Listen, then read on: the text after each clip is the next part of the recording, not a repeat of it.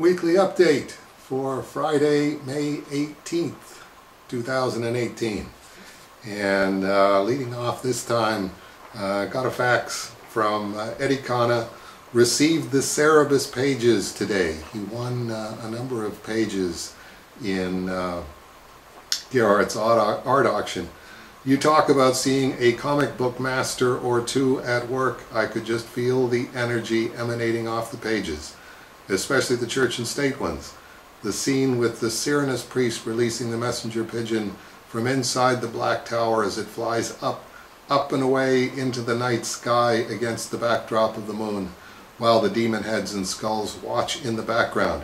The pages speaking in mute implication, drawing the reader in and causing them to listen in mute inference. I mean, it's pure comic magic, Dave. The power in those pages is just incredible. And then he adds, don't worry, I'm still sending them to the Cerebus archive. Just, you know, let me look at them a bit. And absolutely no problem on that, Eddie. Since you are the designated successor as president of Aardvark Vanheim, you can just hang on to them, and the moment that I kick off, then just bring them with you to Kitchener when you come to take over the off-White House with your off-White House keys.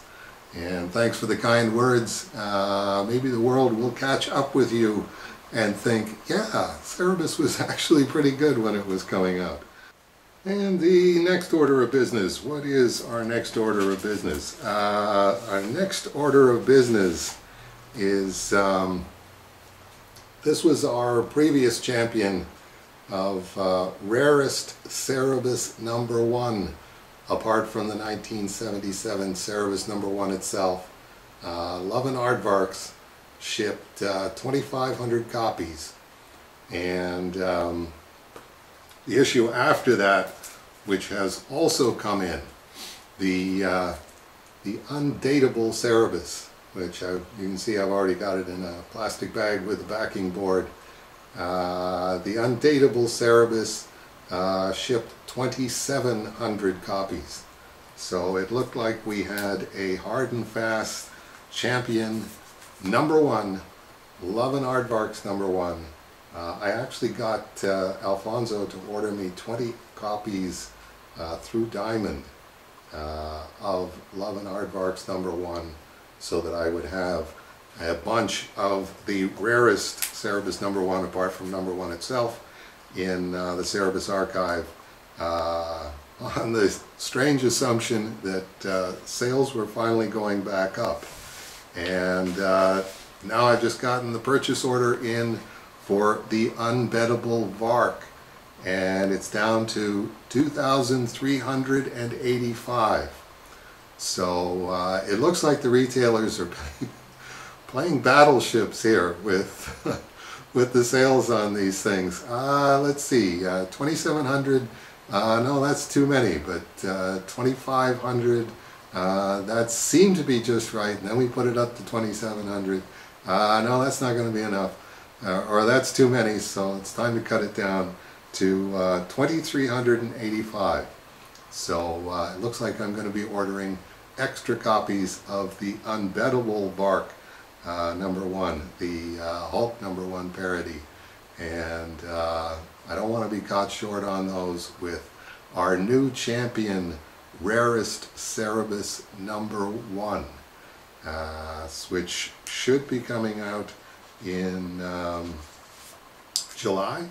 Is it order in April? So yeah, it's no, it's the June issue. So the June issue will be clearing the Cerebus #1 bar by 385 copies. We'll see if we'll actually get down to 2,000 copies, or if we're going back up again, or if we're just going to level off. Okay, and that takes care of that one. I wanted to thank Gabriel in Australia, Gabe M, and he commissioned Steve Peters to do a Cerebus birthday card for me, and that just came in the other day.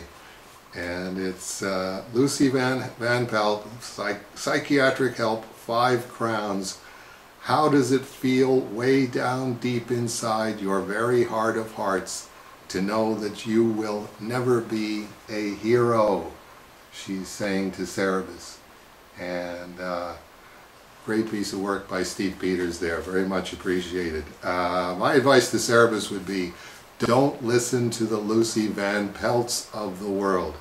I think a lot of the problem that we're in as a society right now is that back in the 1960s we started listening to Lucy Van Pelt, and nobody should ever listen to Lucy Van Pelt about anything. And what do we have now? Oh, we've got Michael R. of Easton, Pennsylvania sends along photos where I think you'll remember that he was a guest extra on Owen Klein's film 2 Against Nature that has a scene in the comic shop where they did a 5-foot cutout of Cerebus from the cover of 275. I think it's issue 275, which Michael finagled out of Owen Klein after the filming was done. And then I mentioned that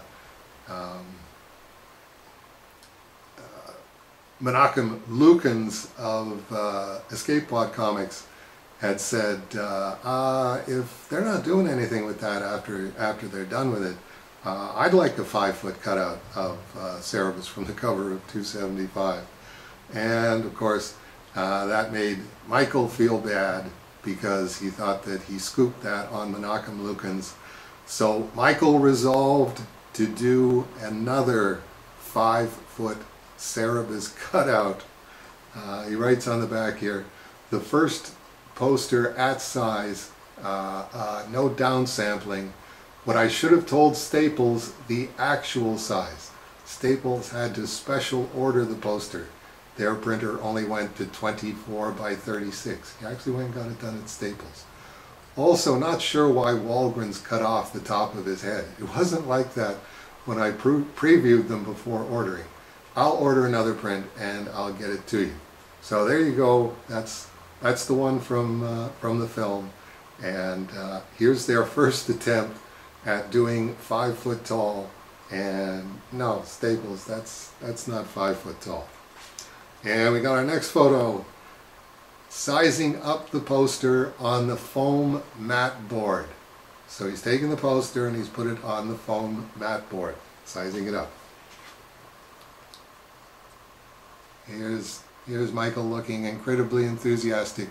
The actual size of the foam board, which I got super cheap at Michael's. That must have been pretty cool, being Michael and buying something at Michael's. And then we've got, who is that masked man spraying the adhesive onto the foam board? First horizontally and then vertically. Side by side, for the first time in history, 2 5-foot Cerebus cutouts. There they are. That's true. It's the first time in human history that there's been 2 5-foot Cerebus cutouts. The 3 of us in my basement, the fumes from the adhesive spray were pretty strong.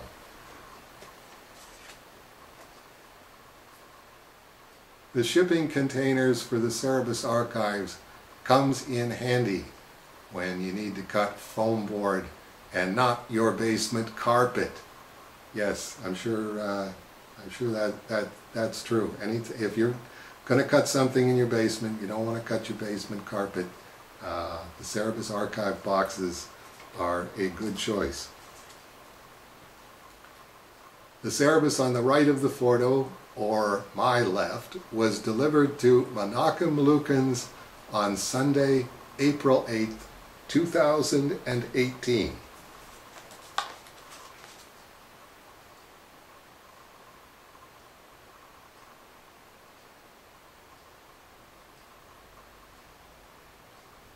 can't even read that.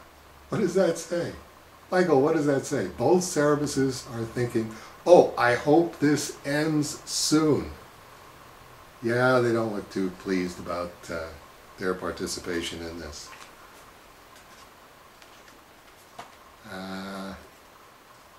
5-foot cutout look-alike Cerebus back in the car. Actually, this is Cerebus's first time in the car.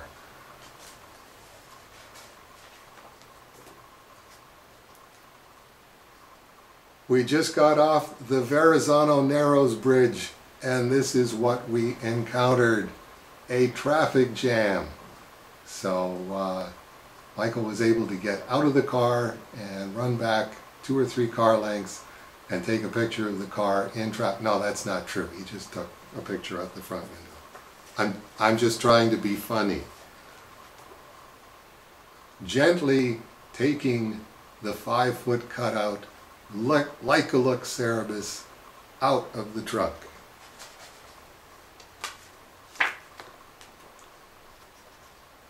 Parking lot in Huntington, Long Island, behind Escape Pod Comics. This is getting exciting, isn't it? He didn't even write anything on this. It's his heart's in his throat as he and the 5-foot Cerebus make their way from the parking lot to Escape Pod Comics, attracting much notice on the way, I'm sure. Outside of Escape Pod Comics, there's your Michael R. of Easton, Pennsylvania. There's your Escape Pod Comics, and they are about to meet. And guess what, kids? Guess what? We got footage. We got footage of the actual Cerebus 5-foot cutout going into Escape Pod Comics. Take a look.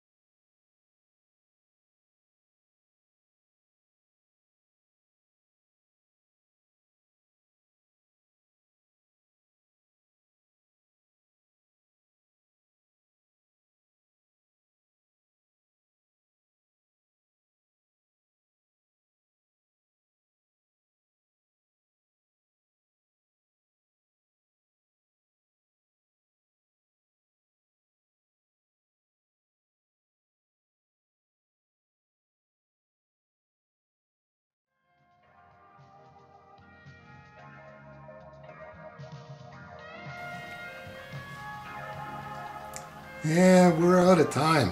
So here's a shot of Michael R. and Menachem at the back of Escape Pod Comics with the wall full of Cerebus drawings, commissions that Menachem's gotten done over the years, and the 5-foot Cerebus cutout. So please come back and join us next week when I'll be talking about our new Cerebus art auctions on Comic Link. I hope we'll see a bunch of you then.